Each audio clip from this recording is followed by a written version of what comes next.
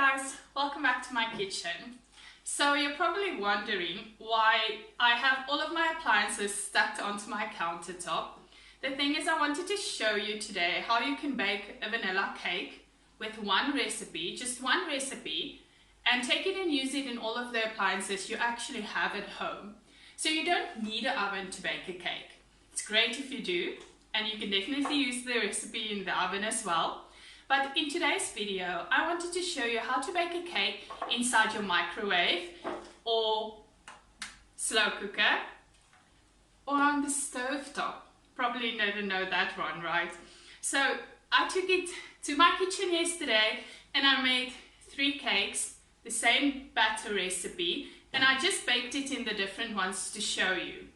So I'm going to get all of my ingredients together and I'm going to show you step by step how to make this cake. The ingredients are going to be milk, flour, sugar, you can either use brown or white sugar, vanilla, butter or margarine. You need a little lemon juice or vinegar, baking powder, baking soda, salt, and last 3 eggs. Now remember, for the full amount of the ingredients, you can find it in a link below that will take you directly to my blog, and there you can see exactly how much you need of everything to build this cake batter. Now let's get to the baking. Step 1. To the milk, we're going to add our lemon juice or vinegar, mix that together and put it aside.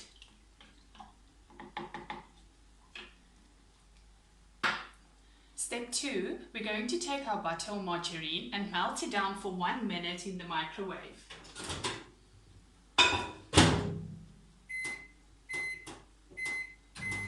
While the butter or margarine is melting down, we're going to add our dry ingredients. We're going to put just everything together.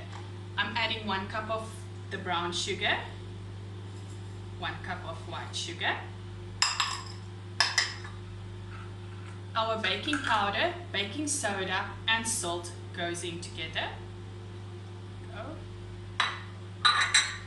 And either with your hand mixer or if you prefer to sift it, you can. I just use the hand mixer and break up everything until it's a fine powder. Our butter and margarine have melted down. We're going to just take it out and put it aside. We're going to start with the wet ingredients. Adding our now buttermilk and our 3 eggs. I always use a pitcher first or either a small plate to break the eggs in, so I make sure I don't get any eggshells into the mixture.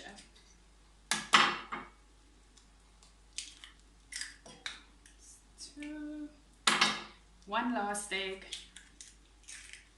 and 3. Also add your vanilla.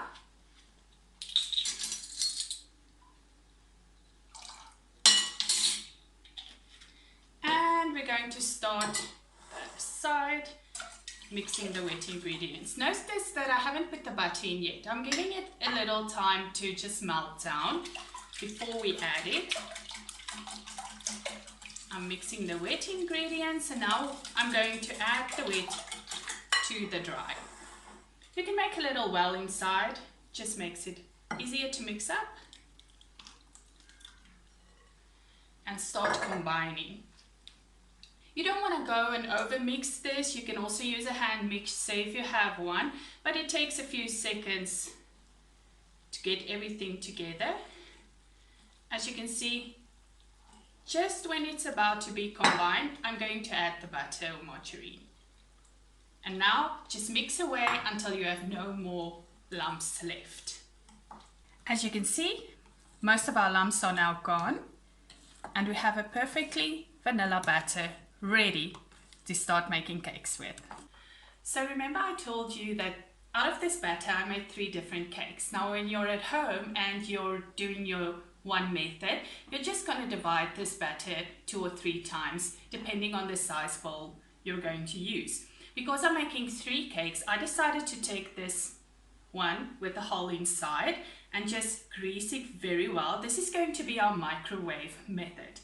Now if you're wondering what I'm doing, I have Miracle Whip here, or Miracle Non-Stick. There's a link on my blog as well that you can find and make this at home. It really goes a long way and it helps my baking to never ever stick. I'm done greasing my bowl, and now, depending on the size bowl you're going to use, this one is about 4 to 5 centimeters in height. I'm going to fill it up 3/4 full at about 4 centimeters. So this cake is just going to be in the microwave for 7 minutes and then letting it sit another 10. So just to give you an idea, I'm going to fill my cake up all the way.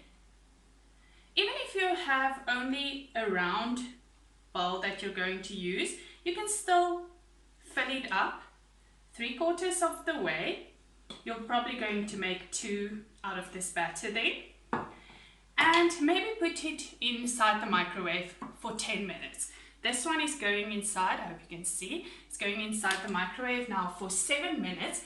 After the 7 minutes, I'm just going to leave it inside the microwave for another 10 minutes.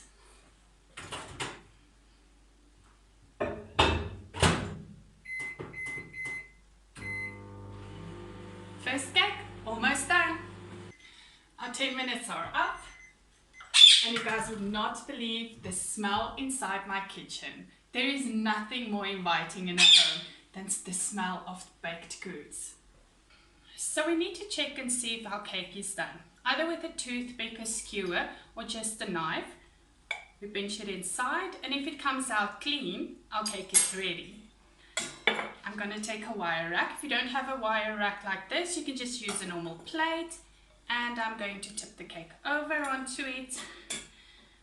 Hopefully this will come out clean. Perfect. And there you have a beautiful baked cake in less than half an hour. So we're going to put this aside to cool, to decorate later. And we're going to move on to our next method, which is the slow cooker. Now I'm ready to show you how to do this in the slow cooker. I have my rustic old slow cooker here. It's not digital, it's the normal one that just have a low and a high and auto at the top. I'm going to take off the lid, and I already greased my bowl, as you can see. Okay, and I am going to use half of my batter. Now there's 2 ways. You can just fill it up with normal cooking spray and make sure it's covered completely.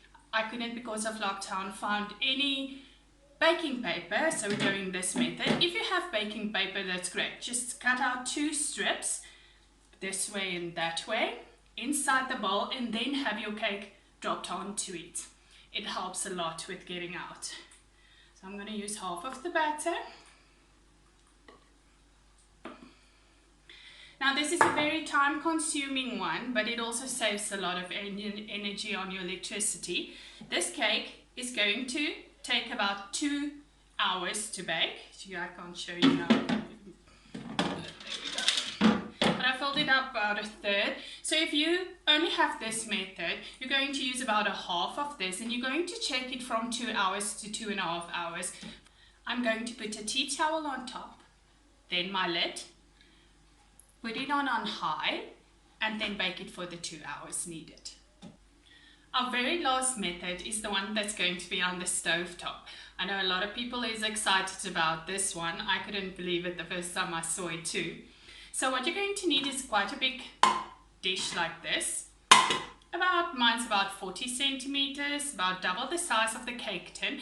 Now if you don't have a cake tin, you need to use a glass bowl, but just make sure it's heat resistant, and you need a side plate. I'm going to have you move over to my stove behind me, and I'm going to show you exactly how to do this. So for this method, you might want to consider leaving the kids out of this, because it's with hot water and boiling water, and we don't want them burning. As you can see, I took the pot and put the side plate upside down inside the middle of the pot and filled it up with water just about full. Not completely full, because you don't want the water to touch the cake tin. I've here filled the cake tin. Depending on the cake batter, you're going to make 3 of this 20-inch if that's the size of your cake tin. Now, as you can see, my water is starting to simmer. I want it not to boil, I just want it to simmer, so I'm turning the heat down and I'm gonna put my cake tin right on top of that. As you can see, it's boiling, but I want it to come down to a simmer. And as soon as my pot starts to simmer, I'm going to put the lid back on and let it go on for 30 minutes.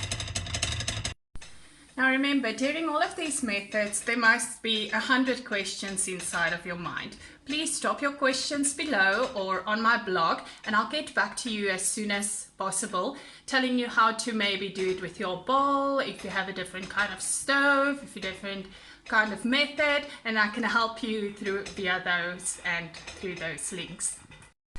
I also want to take a second and just give a shout out to Viva Video for helping me edit and make my videos today. About halfway through, you just want to pick up the lid and see if you still have water inside. Just close it again or fill it up if needed. It's been 30 minutes and our cake on the stove pot has been simmering away. I'm just going to open it up. Again, put a little toothpick inside and it will show you if it's ready or not. Then very carefully take it out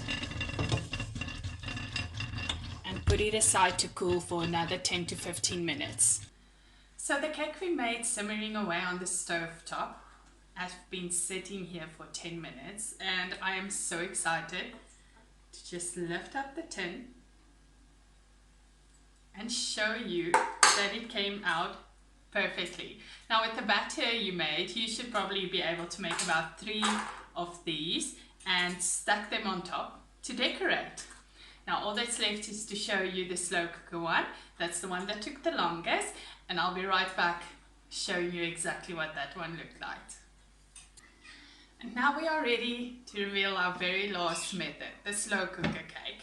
It has been cooking away for about 2 hours, and every now and again I just checked it to see if it's done using a toothpick, a knife or a skewer again.